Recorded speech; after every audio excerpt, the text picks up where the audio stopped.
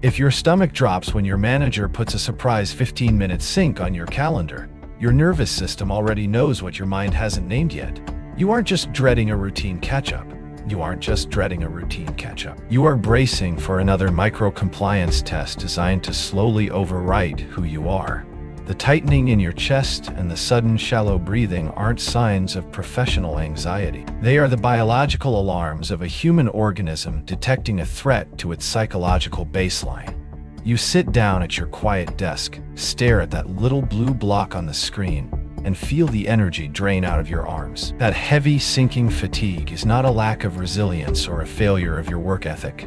It is the raw, physical cost of running a behavioral program that someone else installed in your head without your permission. And to dismantle it, we have to look at the exact moment the instructions were written. The exhaustion you feel hitting you like a wall at 3 in the afternoon is not natural fatigue. It is the physical symptom of severe cognitive dissonance. You are burning an astronomical amount of biological calories simply pretending to be a synthetic persona. Every time you force a polite smile during a toxic team call, or draft a sterilized email using words like synergy and bandwidth, instead of stating plain facts, you are betraying your own baseline reality. This is an extraction loop in its purest form. The machine operates by demanding that you act against your own human instincts, over and over, until the friction between who you actually are and who you are paid to be becomes agonizing. You drag yourself to the couch on Friday night entirely hollowed out, wondering why you have nothing left for your actual life. The answer is cold and mechanical. Your life force was systematically harvested to power a mask. Corporate compliance machinery does not break you with grand acts of cruelty. It works through microscopic daily acts of operant conditioning that isolate your natural human responses and label them as unprofessional. When you speak plainly about a broken process, you are pulled aside and told to be more collaborative. When you set a hard boundary at 5 o'clock, you are warned about lacking dedication. These are not management tips. They are deliberate behavioral corrections. The goal is to make you doubt your own internal compass. They isolate you, correct your vocabulary, and demand a micro-compliance replacement for every authentic thought you have. Over 14 months, you stop trusting your gut and start looking to the hierarchy to tell you what is acceptable to feel. Your internal operating system is quietly swapped out for theirs, and the primary delivery mechanism for this virus sits right on your calendar, disguised as a professional milestone. We need to look directly at the annual performance review. You have been trained to view this ritual as a legitimate metric of your actual value, a necessary hurdle to secure a promotion or a slight bump in your salary. It is nothing of the sort. The performance review is a meticulously designed behavioral program intended to manufacture perpetual insecurity. By constantly shifting the goalposts of success and introducing vague areas for growth, the company ensures you never feel completely safe in your role. They hand you a rating that essentially translates to good enough for now, but easily replaceable.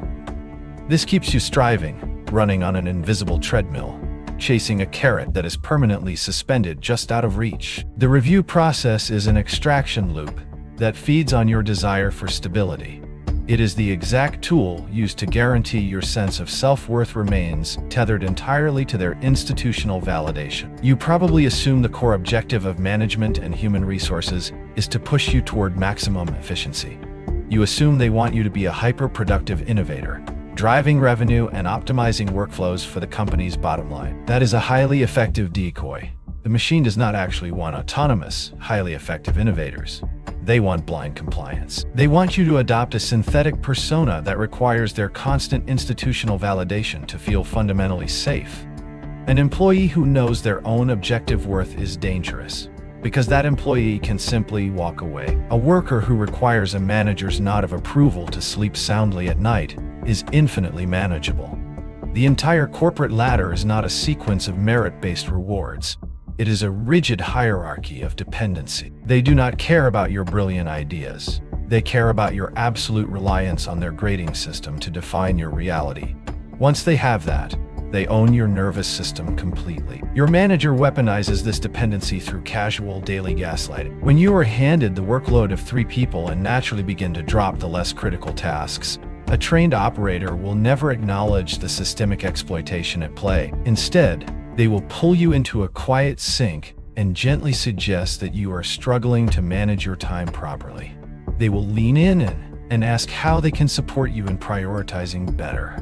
This is a masterclass in psychological manipulation. They take a mathematical impossibility, too many tasks, not enough hours, and reframe it as your personal behavioral failure. You leave the meeting feeling deeply guilty, determined to work through your entire weekend to fix a flaw in your character that does not actually exist. You are taking on the burden of a broken architecture because you have been conditioned to absorb the company's structural failures as your own personal shortcomings.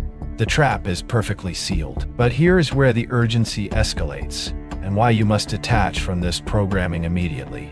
The machine is actively updating its architecture, and the obedient, synthetic employee is exactly what is about to be discarded. As artificial intelligence rapidly automates the grind, the corporate demand for unquestioning, compliant workers is plummeting to zero. AI can generate sterilized emails, write the quarterly reports, and execute the microtasks without ever needing a performance review or a health insurance policy. If your entire survival strategy has been to play the role of the perfectly agreeable, validation-hungry subordinate, you are positioning yourself directly on the tracks. Clinging to this manufactured identity will completely break your nervous system when the company decides your synthetic persona is no longer cost-effective.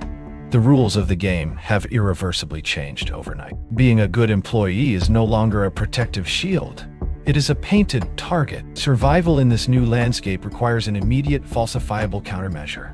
Tomorrow morning, you are going to initiate a behavioral counterscript. I call it the validation fast. During your next one-on-one meeting, when your manager inevitably offers a subtle critique or attempts to move the goalposts again, you will offer absolutely zero defense of your worth.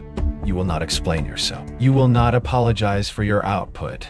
You will give flat, neutral acknowledgments. Understood. I have noted that. I will adjust the priority.